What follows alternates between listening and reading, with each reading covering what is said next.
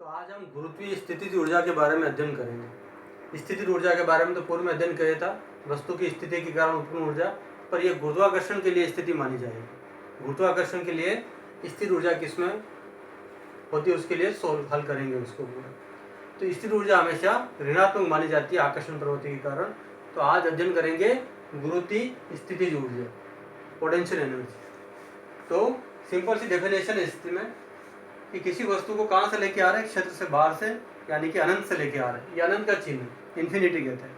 तो किसी वस्तु को अनंत से गुरुत्वीय क्षेत्र में किसी बिंदु तक लाने के लिए किया गया कार्य, ऊर्जा है तो कार्य से ही प्राप्त होती है। कार्य करने की क्षमता को ऊर्जा कहते हैं। तो ऊर्जा कार्य के द्वारा ही प्राप्त होती है, तो कार्य तो आएगा ही आएगा। तो किसी वस्तु को कहाँ से लेके आ रहे हैं, अनंत से किसी बिंदु तक लाने के लिए किया गया कार्य। तो किसी वस्तु को सिंपल सी डेफिनेशन है, किसी वस्तु को कहाँ से लेके आना, अनंत से किसी बिंदु तक गुरुत्वीय क्षेत्र में लेके आना।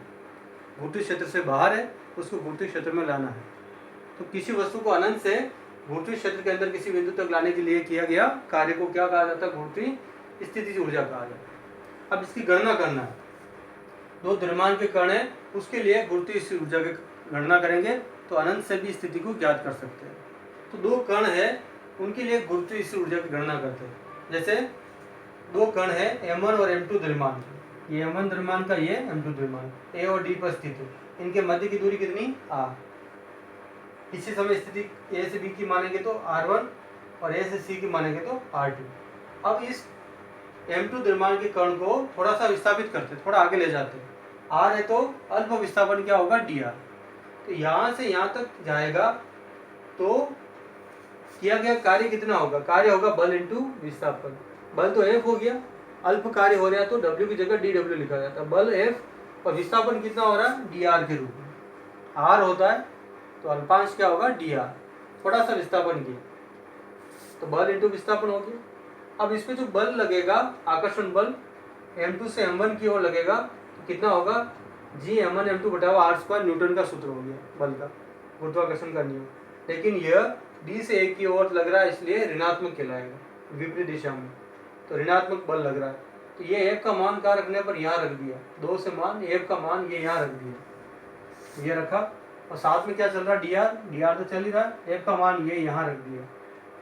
अब स्थिर ऊर्जा किसमें होती है, ऋणात्मक, तो ऋणात्मक चिन्ह लिखा है यहाँ पर, और एक ऋणात्मक चिन्ह ये है, एक ये और हो गया, माइनस माइनस क्या हो गया, प्लस हो गया। G M1 M2 बटा R² dr, तो du बराबर आ गया, क्योंकि कार्य करने की क्षमता को ऊर्जा कहते हैं। तो W किसके बराबर, U के, अल्पांश dW तो du हो गया, G M1 बटा R²। दोनों तरफ समाकलन, U है तो U1 U2, और ये दूरी कहलाएगी R1 R2 से लगाकर। तो यहाँ से R1 से लगाकर R2 लिमिट कहलाएगी। तो ये निम्न सीमा, ये उच्च सीमा, du का U हो गया, लिमिट बाहर आ गई, ये चिन्ह हट गया और कोष्टक आ जाएगा। G M1 M2 बाहर, और बटाव में क्या बचेगा, R² और dr।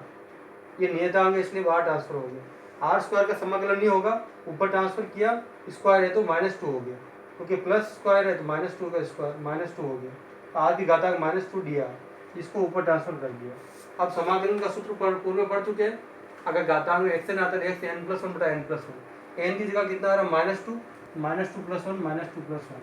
2 में से एक गया तो माइनस का 1, 2 में से गया -1, 1 को नहीं लिखा जाएगा तो माइनस को बाहर ले आए, और ये r की घात -1 को बटा में ले गया तो 1/r हो गया, तो 1 को नहीं लिखा जाएगा।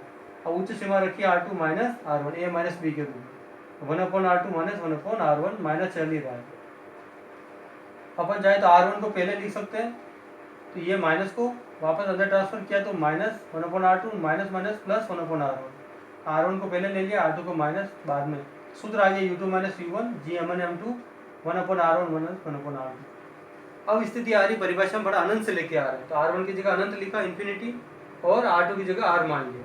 तो अनंत का मान 1/∞ शून्य होता है, तो -1/R का मल्टीप्लाई इससे होगा, तो G M1 M2 है ये, R बटाव में आ जाएगा। तो एक फाइनल सूत्र आ गया, UR बराबर -G M1 M2 बटावा R के रूप में, R² नहीं R के रूप में आएगा। तो एक बार रिपीट कर सकते हैं इसको, सिंपल सी परिभाषा है, वस्तु को अनंत से किसी बिंदु तक लाने के लिए किया गया कार्य गुरुत्वीय स्थिति ऊर्जा कहलाता है। कार्य है तो ऊर्जा है, सिंपल सी बात, कार्य तो आएगा ही आएगा। अनंत से किसी बिंदु तक लेके आ गए, दो द्रव्यमान के लिए ज्ञात करेंगे तो अनंत के लिए भी ज्ञात हो जाएगा। तो ये कण, दो द्रव्यमान के कण हो गए M1 और M2। इनके मध्य की दूरी कितनी होगी r, दो स्थितियां r1 r2 मान ली। अब इसको हल को विस्थापन किया, d से e तक ले गए तो कार्य कितना होगा, बल इंटू विस्थापन, बल है, विस्थापन को dr माना यहाँ पर, ये dr लिख दिया। बल क्या होगा गुरुत्वाकर्षण के सूत्र में, लेकिन m2 से m1 की ओर लग रहा है तो माइनस लिख सकते हैं इसको, माइनस का मान यहाँ रखा, ये मान यहाँ रख दिया, dr साथ में। लेकिन ऊर्जा ऋणात्मक होती है तो माइनस, और ये माइनस यहाँ पर भी आएगा, माइनस माइनस प्लस हो जाएगा, दोनों तरफ समाकलन, इधर भी समाकलन का इधर भी समाकलन। ये u है तो u के अनुसार u1 u2, और ये dr r है तो r1 r2, ये कांस्टेंट बाहर r स्क्वायर बटाव में आ रहा है, इसको ऊपर ट्रांसफर किया तो घातांक प्लस है तो माइनस हो जाता है। सूत्र आ जाएगा अब ये xn के रूप में, ये आ जाएगा -2 है तो -2 + 1 सूत्र का, n की जगह -2, दो में से गया तो -1 नहीं लिखा जाएगा, माइनस को बाहर ट्रांसफर किया, r की घात -1 है तो बटाव में आ गया है तो 1/r हो गया, बटाव में ट्रांसफर किया, उच्च सीमा r2 माइनस में 1/r1, और माइनस को वापस यहाँ ट्रांसफर किया तो माइनस, और माइनस माइनस प्लस हो गया तो r1 को पहले ले लिया, 1/r1 माइनस 1/r2, सूत्र आ गया यहीं पर Gm1m2 1/r1 r2।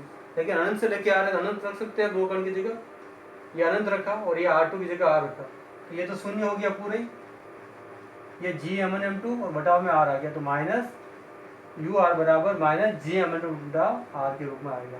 तो ये गुरुत्व, तो इसे गुरुत्व स्थिति ऊर्जा का सूत्र माना जाता है, ur बराबर माइनस Gm1m2 बटावा r, तो ये r के रूप में आएगा, r2 बराबर क्या माना यहाँ पर r के रूप में, और ये अनंत हो गया तो शून्य कहलाएगा, और ये मल्टीप्लाई हो जाएगा ये Gm1m2 इंटू -1/r, तो ये Gm1m2 बटावा r के रूप में सूत्र कहलाएगा, जो ये सूत्र बन गया है।